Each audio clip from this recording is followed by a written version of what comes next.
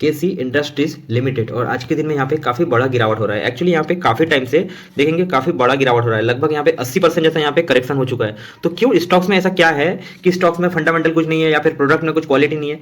तो A to Z business plus fundamental detail analysis करेंगे। चलिए यहाँ पे सबसे पहले देखते हैं जो केसी इंडस्ट्रीज है, आपको यहाँ पे इंडस्ट्रियल इलेक्ट्रिकल स्विच मैन्युफैक्चरिंग का काम का, जिसके अलावा अदर इलेक्ट्रिकल कंपोनेंट्स का काम है। तो यहाँ पे एक टाइम बैक टू बैक काफी यहाँ पे बढ़िया रिटर्न दे रहा था। आप अगर यहाँ डेट देखेंगे 6 मार्च 2024 से और 11 अक्टूबर 2024 तक लगभग इतना जबरदस्त रिटर्न दे रहा था। आप यहाँ पे खुद देखिए कि जो डेट है 6 मार्च 2024 से 11 अक्टूबर तक लगभग 1376% का रिटर्न दिया। भाई शॉर्ट टर्म में जब इतना तगड़ा हाई रिटर्न देगा तो क्या यहाँ पे गिरावट नहीं होगा? आप खुद सोचो। मैं मानता हूँ सेमीकंडक्टर सेक्टर के स्टॉक्स है, जो ये सब जो स्विच वगैरह मैन्युफैक्चरिंग है, जो इलेक्ट्रिक कंपोनेंट्स है, तो ये सेमीकंडक्टर सेक्टर के अंदर आ जाता है। तो इसके अंदर क्या है, गवर्नमेंट का फुल सपोर्ट है। तो कहीं गवर्नमेंट जो पीएलआई स्कीम रखते हैं, जो भी सब्सिडी रखते हैं, तो सब्सिडी इनके ऊपर लागू डेफिनेटली होता है और गवर्नमेंट का फुल सपोर्ट है ताकि सेमीकंडक्टर का हब बने इंडिया में। तो इसकी वजह से इतना ज्यादा तगड़ा रिटर्न दे दिया। तो यहाँ पे जब तगड़ा रिटर्न दे रहा था ना, तो स्मार्ट इन्वेस्ट, मैं भी एक टाइम में इस कंपनी का इन्वेस्टर था, बहुत छोटा अमाउंट, मतलब 20-25 हज़ार रुपये तक मैं जस्ट इसमें इन्वेस्ट किया था। तो मैं इसको अच्छा खासा प्रॉफिट हो रहा था। मुझे पता है कि यार ये इसका आरएसआई और पी काफी हाई हो चुका है और price to book value other components का हाई हो चुका है। तो इसकी वजह से मैं क्या किया था, वहाँ पे सेल किया था। तो डेफिनेटली मैं यहाँ से अगर अच्छा खासा गिरा है, डेफिनेटली आप वीडियो को आप एंड तक देखिए। तो आप अगर इसका इन्वेस्टर है तो यहाँ से कुछ क्वालिटी कंटेंट लेके जाएंगे। मार्केट कैप देखेंगे इस कंपनी का 266 करोड़। तो इसको आप बोल सकते हो एक माइक्रो कैप स्टॉक्स बोल सकते हो। माइक्रो कैप स्टॉक्स में हमेशा क्या है ना, आपको स्मॉल अमाउंट हमेशा लगाना चाहिए। माइक्रो कैप स्टॉक्स में बल्क में बिल्कुल नहीं बल्क में लमसम में बिल्कुल इन्वेस्ट नहीं करना चाहिए। जब इस स्टॉक्स गिर जाए ना, तो वहां पे इन्वेस्ट करना चाहिए। मैं ऐसा नहीं बोल रहा हूं कि केसी इंडस्ट्रीज बाय कर लीजिए, बाय सेल का कोई रिकमेंडेशन नहीं है, जस्ट स्टडी और नॉलेज पर्पस के लिए वीडियो आप तक है। तो आप भी उस बेस पे चलिए आगे बढ़ते हैं। केसी इंडस्ट्रीज का यहाँ पे रिटर्न देख लेते हैं। रिटर्न से आपको एक अंदाजा लग जाएगा कि भाई देखो कंपनी 1 साल 2 साल रिटर्न दे सकता है, बैक टू बैक इतना बड़ा रिटर्न दे सकता है, तो कंपनी में कुछ तो प्रोडक्ट में कुछ तो क्वालिटी होगा। चलिए यहाँ पे देख लेते हैं। 1 मंथ रिटर्न 20% समथिंग गिरावट, 6 मंथ 71% गिरावट और 1 ईयर 157%। 1 ईयर में यहाँ पे एक बेहतरीन रिटर्न दे रहा है। और 3 साल देखते हैं, 3 ईयर रिटर्न 1106% रिटर्न, यानी कि 1100 समथिंग रिटर्न, यानी कि 3 ईयर में काफी बेहतर रिटर्न दिया है। उसके बाद यहाँ पे देखते हैं 5 ईयर यहाँ पे 1400 मतलब 1452% रिटर्न। इसलिए मैं हमेशा बोलता हूँ ना कि स्टॉक मार्केट में आप आइए 3 ईयर टू 5 ईयर आइए, अच्छे से स्टॉक्स सिलेक्ट कीजिए, वहां पे बाय ऑन डिप कीजिए, तभी जाके स्टॉक मार्केट से आप पैसा कमा सकते हैं। नहीं तो स्टॉक मार्केट में आप वन टाइम यहाँ पे हाई में कहीं पे खरीद लेंगे और उसका जब स्टॉक्स बाय करते हैं ना, तब आपको देखना चाहिए कि पी देखना चाहिए, कैसा भी स्टॉक्स हो।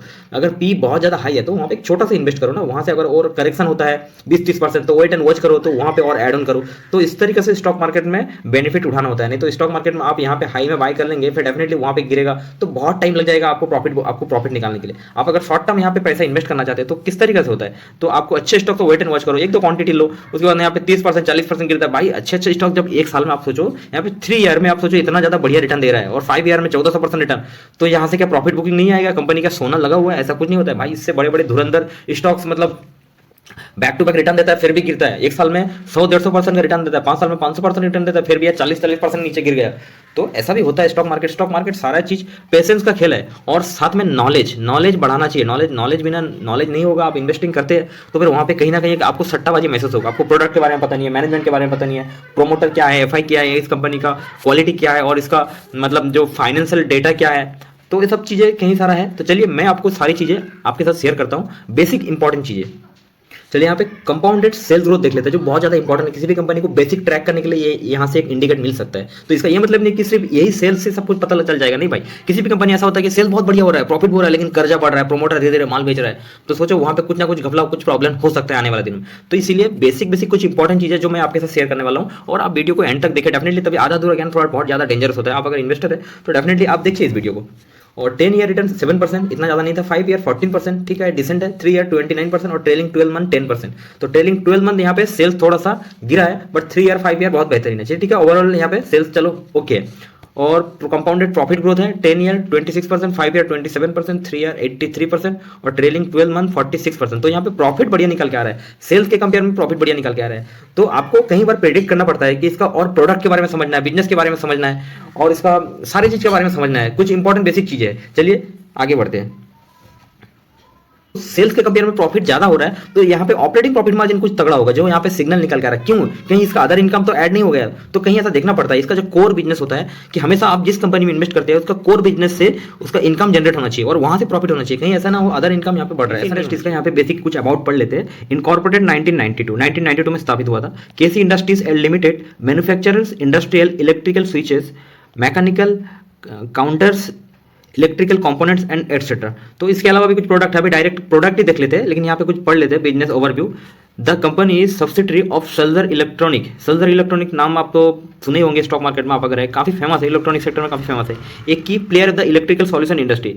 तो यहाँ से पता चलता है कि इलेक्ट्रिक सेक्टर के और साथ में सेमीकंडक्टर सेक्टर कनेक्ट है, और इसका सब्सिडरी कंपनी भी काफ़ी सारा है। आगे डिटेल देखते हैं केसी इंडस्ट्रीज का। अबाउट केसी कुछ यहाँ पे प्रोडक्ट है और इसके अलावा भी अदर प्रोडक्ट है। तो काफ़ी मतलब यूनिक प्रोडक्ट है और मैक्सिमम इंडस्ट्रीज में आप देखेंगे तो यहाँ पे लगता है मेरे हिसाब से। तो देखिए, new cam switches, relay switches, stock counter, senior revolution measuring machine, जो कुछ रोड में मेरे ख्याल से रोड का जो कामकाज होता है तो वहाँ पे सब लगता है, रोड मेजर, और डिजिटल काउंटर, टाइम टोटलिजर, क्या नाम है, डिजिटल टाइम टोटलिजर्स। तो काफ़ी डिफरेंट मतलब मिनी टाइम टोटलिजर, रोटरी टोगल, और ये तो पता है केबल लॉक्स, जो इलेक्ट्रिक वायर में लगता है, जैसे कि वो खुटी वगैरह में वायर, मेन वायर लगता है ना, तो उसके अंदर में से मॉल वगैरह बनता है, तो वो क्या बोलते हैं उसको, ट्रांसमीटर कनेक्ट वगैरह में सब लगता है। और यहाँ पे rotary switches, micro switches, toggle switches, cam switches. तो इस स्विच में यहाँ पे क्लिक करेंगे ना, इसके अलावा भी अदर प्रोडक्ट है, आप जाके वहाँ पे से देख सकते हैं। चलिए आगे बढ़ते थे कि subsidiary company, the company subsidiary Salzer electronic एक की player in the electrical solutions industry and has pioneered technology leadership for over 30 years in India. KC is the leading manufacturer of technical products and solution provider to various industry sector like the power sector, panel builders, machine tools manufacturer, telecom, renewable and etc. Incorporated 1992. Is the first Indian manufacturer to rotary switches. Main काम switches का है, तो ये काफ़ी diversified sector में industries में use होता है। तो चलिए यहाँ पे देख लेते हैं कौन सा सेगमेंट से कितना कितना क्या आता है। बिजनेस सेगमेंट, यहाँ पे मैन्युफैक्चरिंग सेगमेंट से अगर देखेंगे अभी 2025 में Q2 में 72%, पहले आता था 77%, उसके कंपेयर में भी थोड़ा सा कम हुआ है। एनीवे, ट्रेडिंग सेगमेंट में देखेंगे 28%, और इसके अलावा यहाँ पे कुछ थोड़ा सा आप डिटेल पढ़ लीजिए, यहाँ पे पढ़ेंगे तो वीडियो ऑलरेडी काफ़ी लंबा हो जाता है। और इसके अलावा देख लेते हैं इसका क्लाइंट बेस काफ़ी स्ट्रॉग है। क्लाइंट बेस देखें ना, क्लाइंट आपको दिखाऊंगा यहाँ पे, क्लाइंट यहाँ पे देख लीजिए, client and network, Indian oil, Indian navy, Airtel, Aditya Birla group, ABP, काफ़ी बड़ा कंपनी है। इंडियन रेलवे, जो प्रोडक्ट देख के आप समझ गए कि काफ़ी बड़े इंडस्ट्रीज में ये प्रोडक्ट डेफिनेटली यूज होता है। BEL, NCC, Hitachi, Jain irrigation, Tata Mahindra, power grid, sales, Siemens and etcetera. Company is served over 10,000 customer through it stock points across 200 state. काफ़ी डाइवर्सिफाई, मतलब किसी एक कंपनी को डिपेंड नहीं है, तो काफ़ी 20+ स्टेट में and branch offices in 10 major cities. तो आप समझ सकते हैं कि इससे कंपनी के अंदर में कामकाज तो है, कोर बिजनेस तो है भाई, कोई ऐसा नहीं कि थर्ड पार्टी मतलब जस्ट एक सेटअप करने का कामकाज है, लेकिन कोर मैन्युफैक्चरिंग का कामकाज है। और India including Mumbai, Bangalore, Poona and etcetera. Acquisition भी बता रहा है, in October 2024 the company is the completed the acquisition of 30% stake ultra first chargers private limited, जो एक कंपनी है, कंपनी का 30% स्टेक खरीदा है। कितना में खरीदा है? लगभग 8 करोड़ में। और ultra fast is a Bangalore based startup company और specialising in manufacturing high end DC fast charging station. तो आप समझ सकते हैं जो कंपनी जो है ultra first chargers private limited, तो इसका काम है DC fast charging station making और फॉर इलेक्ट्रिक व्हीकल, यानी कि इंडिया में जो है इलेक्ट्रिक व्हीकल के लिए DC fast charging station manufacturing का कामकाज है। तो यहाँ पे यानी कि इसका कामकाज देखो, पहली तो है इलेक्ट्रॉनिक सेक्टर, साथ में सेमीकंडक्टर भी आ जाता है, और साथ में अभी ईवी में भी यहाँ पे एक्विजिशन किया हुआ है। तो काफ़ी डाइवर्सिफाई है, छोटा कंपनी है, यहाँ पे छोटा एलोकेशन लगाना चाहिए, ठीक है ना। तो अभी लेटेस्ट क्वार्टर भी देखेंगे, इतना ज़्यादा अच्छा नहीं आया। चलो A to Z डिटेल देखेंगे, आप वीडियो को पूरा एंड तक देखिए, तब आपको समझ में आएगा कि इस कंपनी के अंदर में क्या प्रो यानी कि क्या पॉजिटिविटी है और क्या नेगेटिविटी है। तो डेफिनेटली आपको एक कॉन्फिडेंस बढ़ेगा, आई होप। इंडस्ट्रीज यहाँ पे सबसे पहले देख लेते हैं इसका जो मार्केट कैप बहुत ही छोटा है, 264 करोड़ कंपनी। देखो छोटा कंपनी में हमेशा छोटा अमाउंट इन्वेस्ट करना चाहिए, ठीक है। छोटा कंपनी का तो शॉर्ट टाइम में बहुत ज्यादा रिटर्न देता है। मैं आपको बताया कि क्या 3 साल 5 साल में बहुत ज्यादा रिटर्न दे दिया, तो वहां से गिरावट भी अभी कितना हो गया पता है, 83% गिरावट हो गया। तो यहाँ पे अभी बाय करना सही होगा या गलत होगा, अभी करेक्शन में मिल रहा है। तो डेफिनेटली आपको अगर नॉलेज होगा, जिस किसी के पास नॉलेज होगा, जो बिजनेस ऑपरेट कर रहा है, जो बिजनेस को करीब से जानता है, वो डेफिनेटली बाय करेगा ना भाई। ये छोटे छोटे जो कंपनी को खरीदने का कब टाइम है, जब बिल्कुल पिट जाता है, क्रैश हो जाता है, तो उसी वक्त इसको खरीदने का बिल्कुल सही टाइम होता है। क्यों? क्योंकि उसका पी, आरएसआई और इसका बुक वैल्यू सब कुछ डाउन हो जाता है, तब अंडर वैल्यूड में मिलता है। तो चलिए यहाँ पे फटाफट चेक कर लेते हैं। तो अभी जो शेयर प्राइस है 832 रुपीज, आज के दिन में तो काफी बड़ा गिरावट हो रहा है। और स्टॉक पी अभी कंपनी का 47, और कंपेयर करना होगा स्टॉक पी के इंडस्ट्री पी के साथ में, तो इंडस्ट्री पी 46 है। तो लगभग वही लेवल में घूम रहा है, ना ओवर वैल्यूड है ना अंडर वैल्यूड है। क्योंकि इंडस्ट्री पी भी देखेंगे, ओवरऑल स्टॉक नीचे गिर गया, तो इसके लिए इंडस्ट्री पी भी नीचे आ गया। एक टाइम में केसी इंडस्ट्री का पी काफी हाई हो गया था। मैं आपको अभी पी चार्ट दिखाऊंगा, तो आपको अगर नहीं पता होगा कि प्राइस टू अर्निंग रेशो क्या होता है, तो पी क्या होता है, यानी प्राइस टू अर्निंग रेशो। आप अगर प्राइस डिवाइडेड ईपीसी कर देंगे ना, तो आपको ईपी निकल जाता है। अगर कहीं पे आपको ऐसा गलत, ऐसा रॉन्ग आपको लगे, तो पी निकालने का सही तरीका क्या होता है, उसका जो करंट प्राइस होता है डिवाइडेड बाई ईपीसी, यानी कि अर्निंग पर शेयर, तो आपको पी निकल जाएगा। और अगर आपको ईपीएस निकालना है ना, आपको खुद से निकालना है ना, देखिए भाई स्टॉक मार्केट में क्या होता है, आपको 1% थोड़ा बहुत नॉलेज ऐड ऑन करना चाहिए। आपको अगर ईपीएस निकालना है तो क्या करना है, फाइनेंशियल ईयर, जो year on year net profit होता है, last financial year net profit divided by total share. जैसे कि इस कंपनी का टोटल शेयर अभी कितना है, 0.32 लाख, तो यहाँ पे करोड़ में बताता है यानी कि 0.32 लाख, तो डिवाइड कर देंगे तो आपको ईपीसी निकल जाएगा। तो इस तरीके से बहुत इंपॉर्टेंट होता है। और हम लोग क्या करते हैं कि 1 रुपया कमाने के लिए यहाँ पे 47 रुपीज हम लोग दे रहे हैं, यानी कि 47 गुना यहाँ पे हम लोग दे रहे हैं, तो उसको वहाँ पे पी बोलते हैं। तो इससे कंपनी का वैल्यूएशन पता चलता है। चलिए आगे बढ़ते हैं। यहाँ पे कंपनी का कर्जा देख लेते हैं। कर्जा 3 करोड़ 89 करोड़, तो इतना ज़्यादा नहीं है, हाँ थोड़ा सा कर्जा है। चलो डेट टू इक्विटी में देखेंगे 0.15, यानी कि 0.50 से कम है तो थोड़ा बहुत मान सकते हैं। अगर 0.50 से ज़्यादा है तो यहाँ पे मान सकते हैं। ऐसे तो 1 पॉइंट से अगर ज़्यादा होता तो बहुत ज़्यादा कर्जा मान सकते थे। उसके कंपेयर में रिजर्व यहाँ पे 23 करोड़, तो ठीक है, रिजर्व भी यहाँ पे अच्छा खासा है।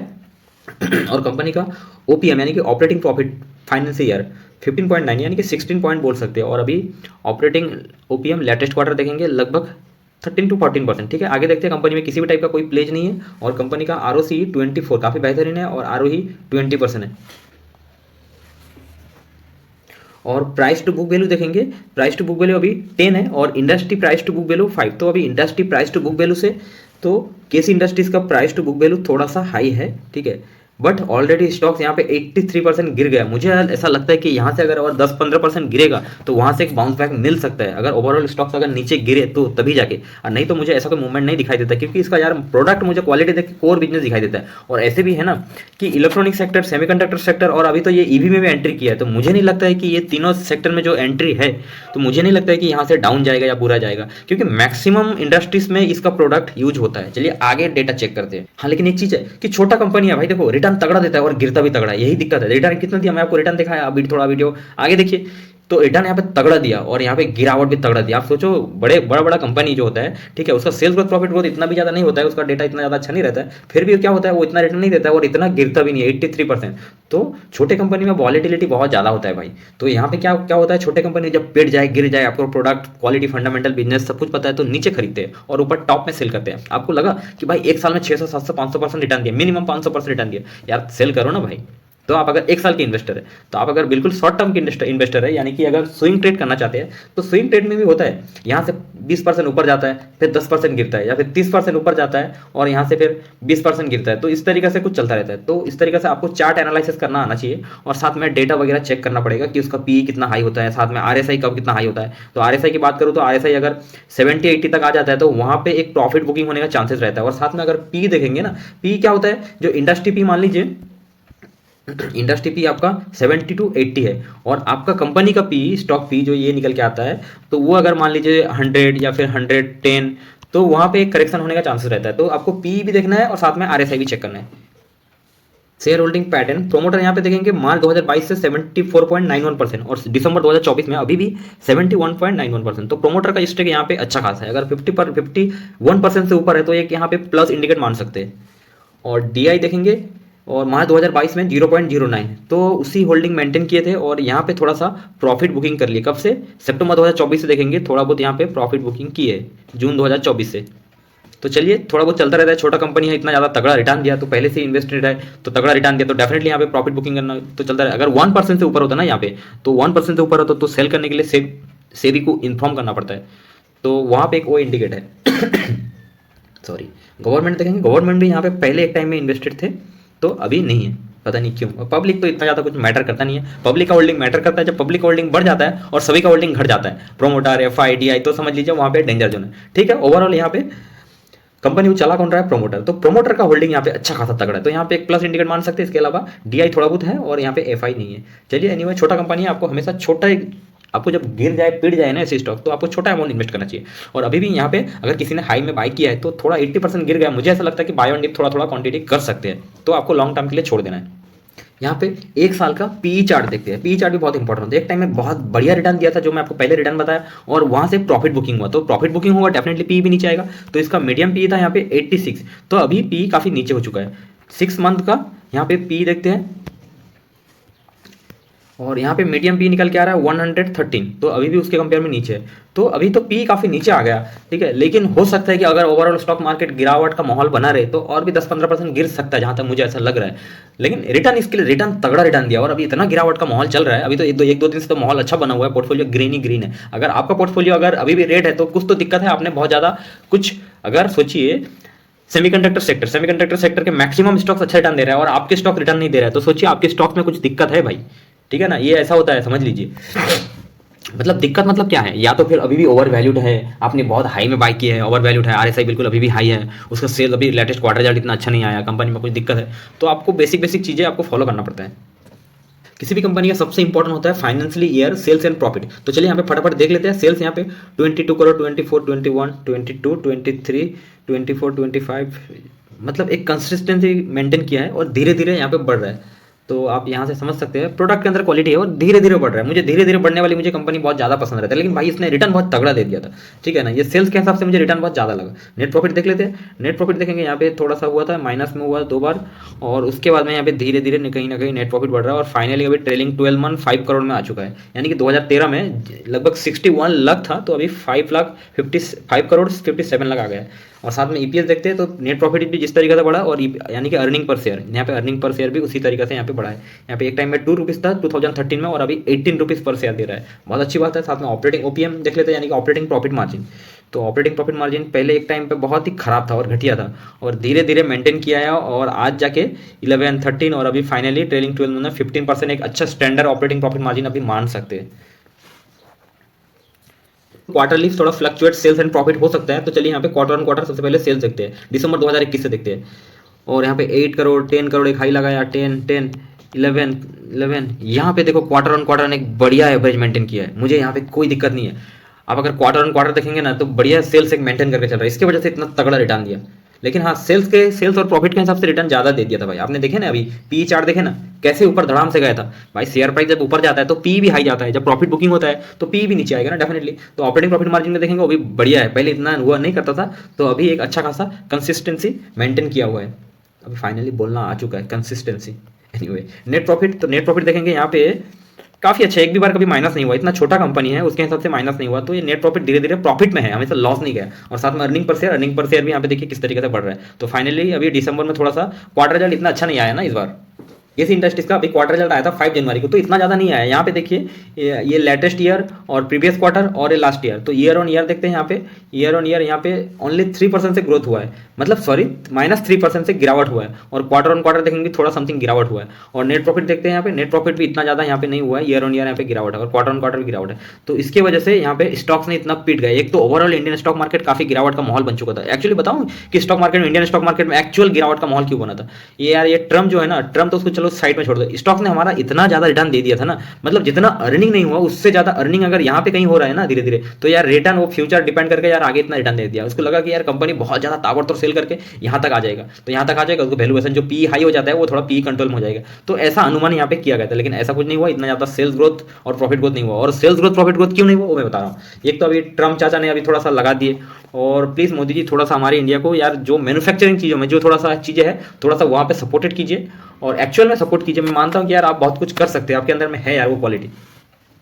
इंडस्ट्रीज यहाँ पे मैंने बीएससी साइट ओपन किया हूँ तो अभी एएसएम स्टेज 1 पे है और आप इसका अगर 52 वीक हाइक देखेंगे ना तो 4897 और 52 वीक लो 320, तो इतना ज़्यादा मतलब यहाँ पे रिटर्न दिया था। तो अभी फाइनली शेयर प्राइस कितना आ चुका है 827। तो सोचो मतलब क्या हाल है यहाँ पे 83% समथिंग यहाँ पे करेक्शन हो चुका है।